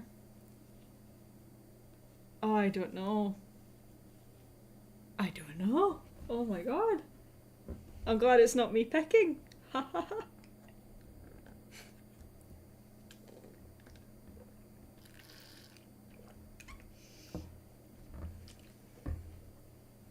Okay, number 3 is you should welcome our mother's return. I'm going to declare that the sorceress is returning and that the people should welcome her as their ruler. I hate it. Are we sure? You meant to hit 2? Okay. Okay, then it's a freeway tie. Here we go. Give me a minute. Come here. The dice is very slidey. We're dressed the part. Yep. 1. We're gonna pick 1.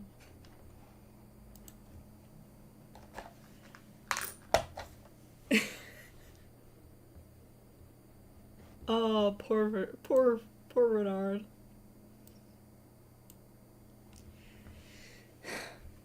Okay. You look around for the best position to make your announcement and realise that you've ended up fortuitously close to the stage. You dash forward for the mob and vault up onto it, sending the election clerks stumbling backward. Who are you? What do you think you're doing? One of them stammers. You'll see. You say, turning to face the crowd. I'd like to formally accuse Renard Ghislaine of treason against the city of Calestri. Where is he to?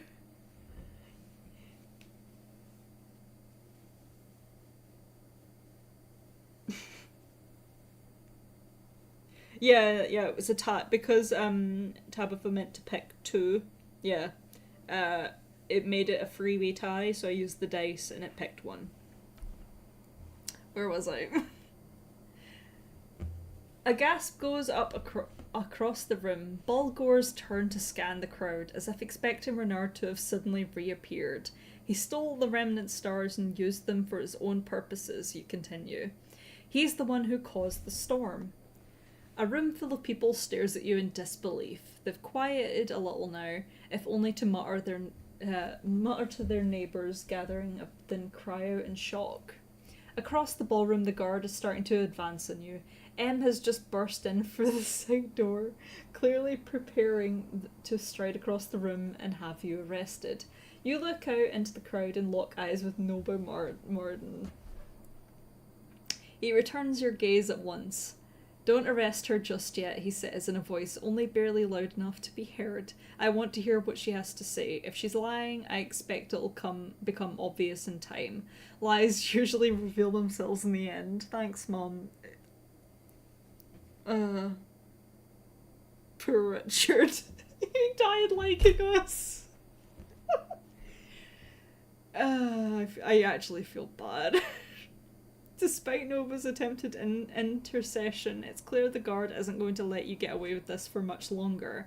You have only moments to persuade this crowd to turn on the city's hero before they turn on you instead. Oh boy, we're only allowed 4 options. Thanks, Mum, you did this. There are only 4 options available. Wait, to relieve confusion. 2, 3, 4, and 5. Wait. Yes. 2. I'll intimidate the crowd into accepting my story. 3. I'll appeal to Ravenna for help. This is to her benefit. She does like us. I'll point out what a mess Calestri has been lately to stoke the crowd's anger at Renard. Odd as the idea 5. Odd as the idea is, I'll lean to my connection with the site itself. I think Calestri knows who wronged it.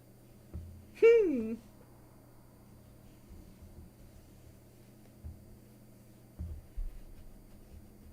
want to see stats? Yep. What stats specifically? I'll look at this. Ravenna does quite like us at 61%. And I think the other relevant one was Soul of the City is 56%, so yeah.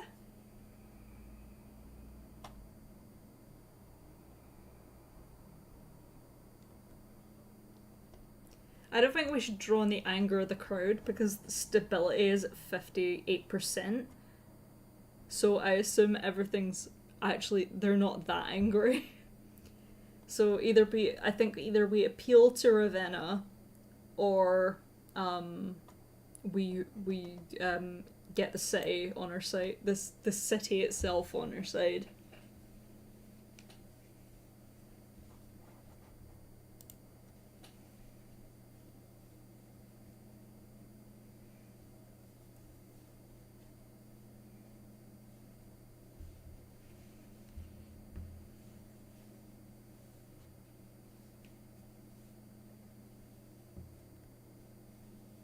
What are you guys thinking?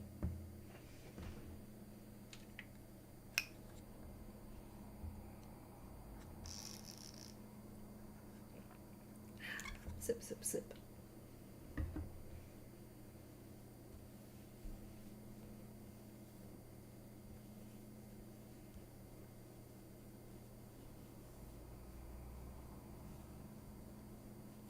Magic. I think we could do it. I think 56% is enough if you wanted to do magic. Yeah, we're gonna do magic. Hell yeah, let's do it. Magic. Odd as it is, I'll lean into my connection with the city itself. I think Calistri knows who wronged it. Well, the achievement just spoiled it for me, so thanks. It's an odd thought for more reasons than one, both because of the concept of asking Calistri a question in the first place, and because you're currently in the tower where the wild call of the city is usually muted against the celestial magic of the stars. But you aren't so very high up right now, and the earth of Calistri is still beneath you. You can still feel the heartbeat against your bones. Gathering all your confidence to raise your head, let's make this simpler, shall we, you say. Calistri, show us who caused the storm.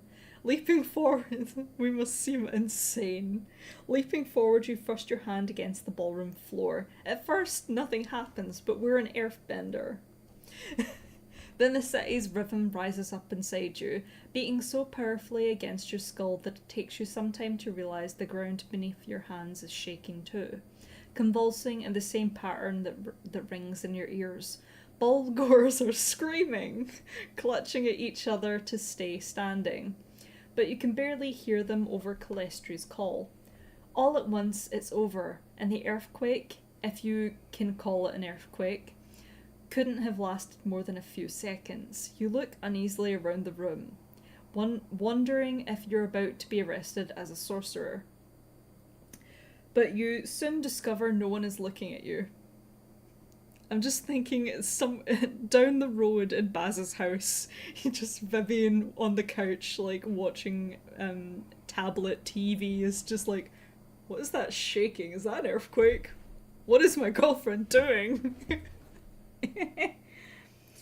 Anyway. Wondering the rest of it, but soon discover no one is looking at you. There are no obvious injuries, no people who appear to have fallen at all. Instead, nearly every candlestick and candelabra, I'm dumb, in the room has toppled to the ground, leaving the light bursting out from behind the tapestries on the walls to light the room. The rest of the furniture is untouched, and in every place the candles have fallen, written on the floor in fragments of melted wax is the letter R. That could mean anything, says Kieran Anand, who seems to be the first person in the room to regain their voice. I mean, strictly speaking, percentage-wise, it seems that there's just a second rumble that's just like, okay, here's the rest of his name, duh. It seems more likely to mean Ravenna Rao. Percentage-wise? Percentage of what? What are you talking about? Hisses Nobu Marden, and Kieran goes quiet. Fortunately, no one else seems to have much doubt about the meaning of the city's response. Again, you wonder if you're going to get in a great deal of trouble for this. What the people of Calistri will think of a magic that invokes only their city itself and not the stars. For the moment, all anyone in the room seems inclined to do is stare at you. You don't think they doubt your accusation any longer, but it's unsettling nonetheless. And then from outside, there's a clap of thunder that shakes you, and shakes the tower to its core. Okay. R for Richard. Yep. I thought my brain went, oh, it's like F for Richard, but it's R. Can we make that a thing now? Instead of F in chat, it's just R for Richard. You lose track of exactly what happens after that, except that the ballroom becomes a frenzy, a frantic rush for the stairs. At first, as you're carried along by the mob, you think you're heading down to the storm shelters again, to bury themselves in the earth until whatever's happening outside has passed. And perhaps some of the ball guests do head that direction, but the larger part, the part that's enveloped you, is heading for the front door. You suppose they need to see for themselves if the decades-old fear really has returned again so soon. It's not raining when you burst outside with the others. There's just the usual evening darkness, until all at once a streak of light splits the sky and impacts the marble beneath your feet, like a comet falling from above. You know, even as you make the comparison, that it's very apt indeed. You know, well before she gathers herself up and stands to her full height, another gleaming statue amid the forms of heroes who once fought against her, that your mother has chosen a characteristically dramatic moment for her return. She tosses back her head. She finds your eyes immediately, of course. Morrigan, the sorceress of the skies says, all your conflict over the stars fading away as the angles of her face sharpen into a grin. We're home. Dun dun dun!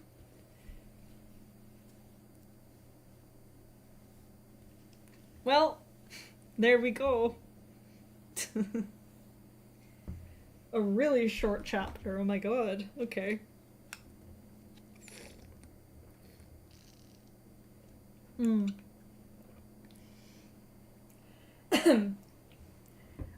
I honestly would like to continue, but my voice is, like, my throat is starting to hurt, and I'm getting kind of tired, so I think we're gonna leave it until next week. I hope you guys enjoyed this chapter. We finally romanced Vivian. Woohoo! The best character, the only valid option, honestly. Who else is there? I think by the end of the month, I think we should finish this story. I think there's like 2 or 3 more chapters. Depending on our choices, I suppose. But after, I actually wanted to mention, after we've finished Stars Arisen, probably starting, it's July, isn't it? So starting in August, I'm going to start streaming, instead of a text adventure, on Tuesdays, I'm going to start streaming Dragon Age Origins around the same time. And Mondays, I'm going to start streaming Mass Effect and start my way for the series. So starting probably August. That's how it's going to go. Monday, Tuesday streams. The Monday stream will probably be a little bit earlier. So 4 or 5 o'clock my time. But the Tuesday stream will just be the same time. Yeah, I'm as much as I love Dragon Age, I've been thinking about Mass Effect a lot, because I've been getting a lot of, not content, you know what I mean, like Mass Effect things. I've seen a lot of stuff for it pop up on YouTube and other like social media and stuff, and on podcasts I keep hearing people reference things in Mass Effect, and I'm like, I don't know what that is. And I'm really curious. Mass Effect Monday, that was my thought exactly. But oh god, I forget. The channel members voted for Dragon Age first, so I don't want to start Mass Effect before the Dragon Age, so the Mass Effect will start the week after the Dragon Age starts. Otherwise, I would start like right now. But I do want to. I want to keep Mass Effect for Monday because Mass Effect Monday sounds good, and Tuesday we're still working on this. You know, it makes sense in my head. I swear, even if I don't articulate it very well. What else? I'm trying to think if there's anything else before we finish up.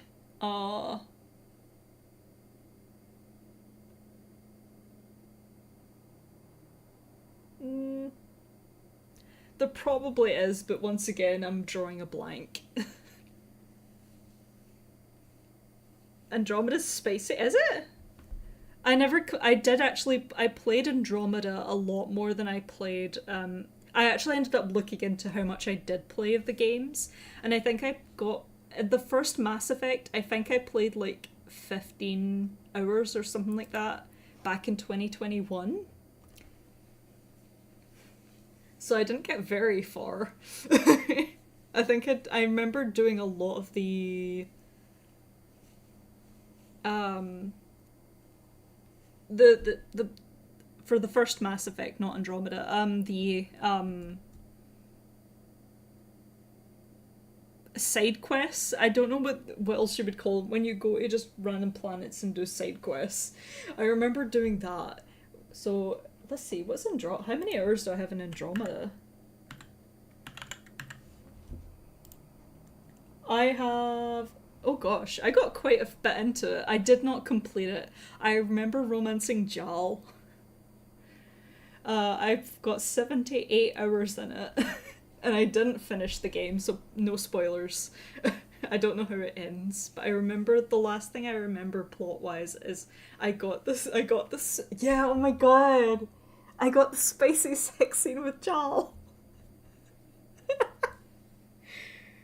The scene I had to actually just cover my face and do the peak eyes thing, like, no, that's not actually happening in front of me, is it? And it was.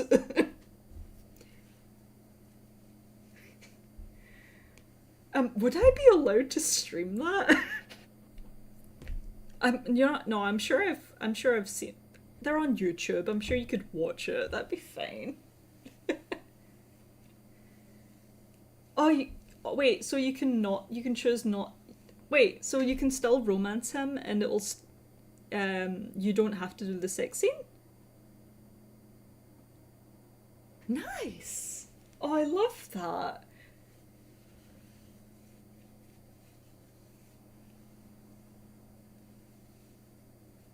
Wait, what romance did you pick, Tabitha?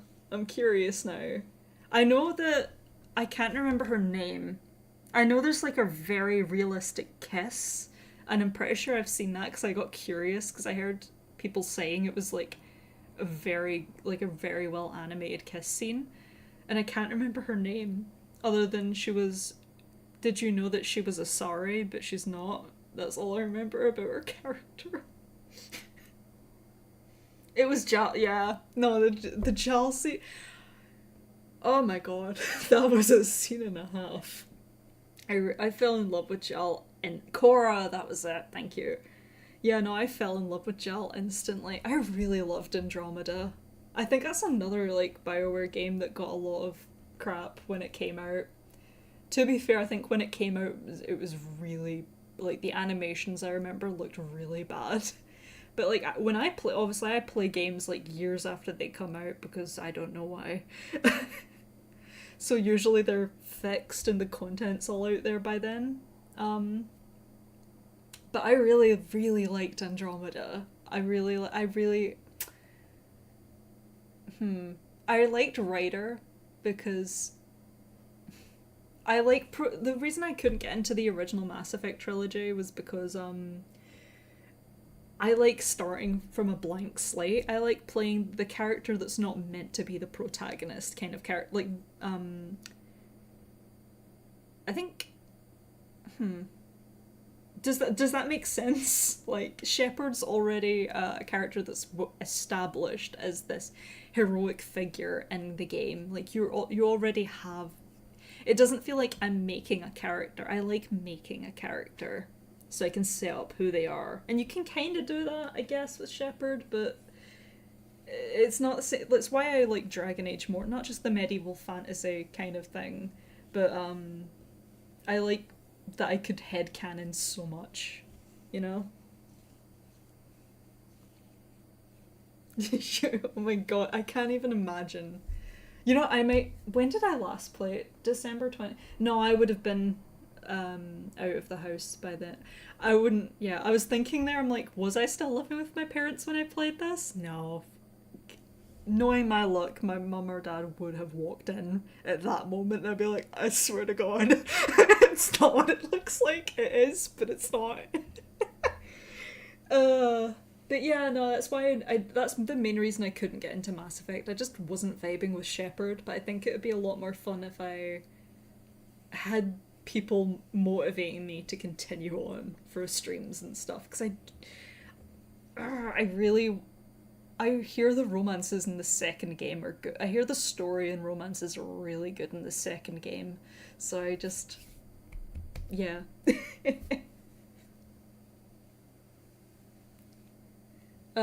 Yeah, that's it. I'm quite excited. You like Reyes as I Reyes is one of those characters where I'm like, you're not a romance option for me. You're kind of like a sibling. Some characters just ping like that for me. Like Lillian. Well, actually, no. Liliana is just like my sister in real life. So she is just the sibling character. Or like, who is a romance option that's kind of like more sibling energy? Hmm. The Iron Bull. Iron Bull is kind of more like that's my weird brother kind of energy. It's kind of characters I don't think I could romance purely because, nah, I've decided the relationship. It's not that. Yeah, no, that's why I'm excited because you, Lisa, you keep saying like you want to see my reactions to things. Like, apparently some stuff happens in Mass Effect. I have no idea. I need to emphasize that. I have no idea what happens. So I'm quite nervous and excited. And I hear, all I've heard is it gets wild. So.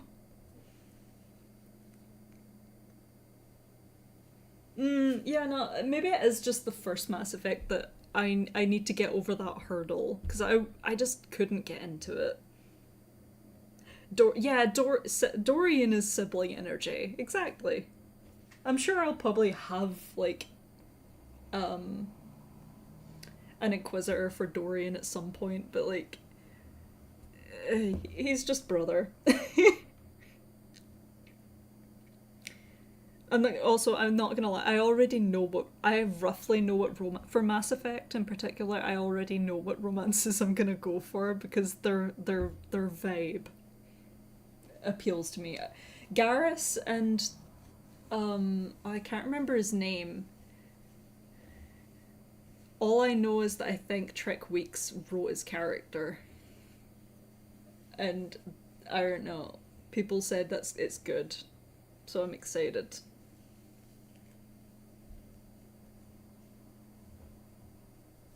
Fate, maybe? I don't know. I don't remember the character. I don't, like I said, I don't know. So we'll see.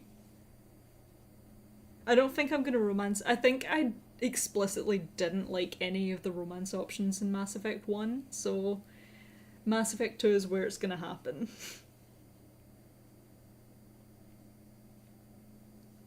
Anyway. Yeah, I better not hype myself up, otherwise I'm gonna just start playing right now. But yeah, no, I really liked Andromeda. I, Ryder. That's what I was gonna say. Ryder reminds me a lot of Rook in a lot of ways, not just like, um, hmm, not just because like the I guess new style of game that it moves on from, like Veilguard and I guess Andromeda are different from their predecessors because it is kind of just a new style of game in a way. Um if that makes sense. But they like Rook I think that's part of the reason I really liked Rook as well, because it reminded me of Ryder in the sense of you've got this protagonist that was not supposed to be the one in charge, but they're forced to rise to the occasion, and they're not great at it, but they're not awful at it either. And I don't know, something like that. I like that kind of story. Yeah, okay, Thane. I'm not gonna look up anything about Thane. I want to go in blind. I want to see if there. Hmm. Wait, how? Actually, in curiosity, how wild do the romance slash sex scenes in Mass Effect get? Are they like Andromeda style, or are they more like what's a tame? I'm trying to think of a tame version. I was going to use Origins as an example, but don't they just have really, really weird, awkward sex scenes? Avoid spoil. Yeah. Hmm. Basically, am I gonna just like shut off entirely of embarrassment if I start streaming it?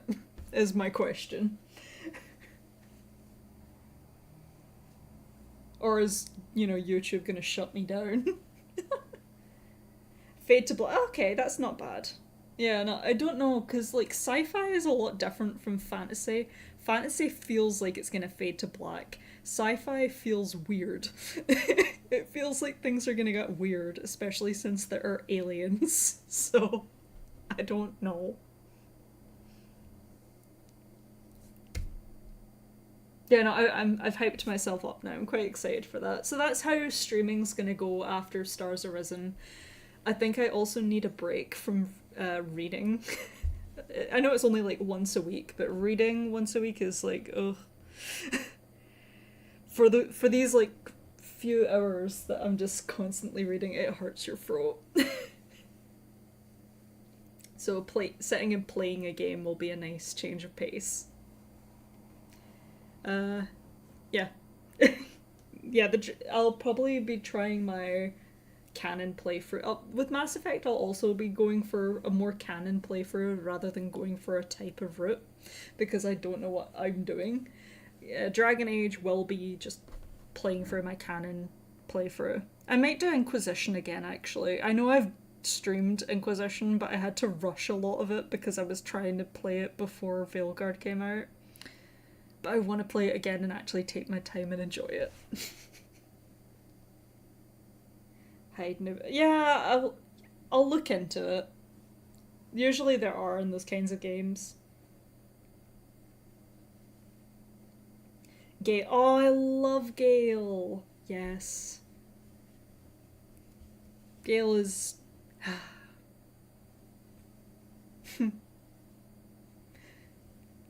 Sorry, I'm thinking of the romance. That got wild quickly. Anyway, on that note, romance, woohoo! I'm going to finish up here and let you guys get off to your evening, whatever you've got planned, or just relaxing or whatever. Big stretch. Yeah, thank you for joining stream. I hope you have a good rest of your night. I'll see you guys next week, but at the same time. Where's my... There it is. Bye, guys. Yep, see you next week. There we go. Bye-bye.